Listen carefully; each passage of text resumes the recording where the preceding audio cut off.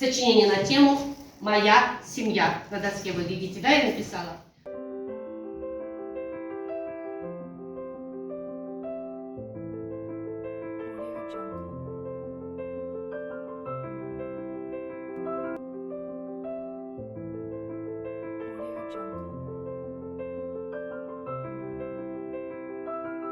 Моя семья очень дружная. Мама красивая, умная, стройная. Мой папа очень хороший, смелый, сильный, добрый. А самое главное, он очень сильно любит нас. И мы тоже очень сильно любим его. Нам с ним очень хорошо. Но я его боюсь. Боюсь, когда он становится другим. Я его раньше таким никогда не видел.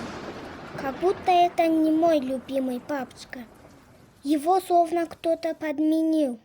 Он совсем другой. Чаще всего семейному насилию подвергаются женщины. Они и умирают. У нас понятие такое, что женщин можно бить, убивать. И даже после смерти говорят, что женщины были виноваты сами.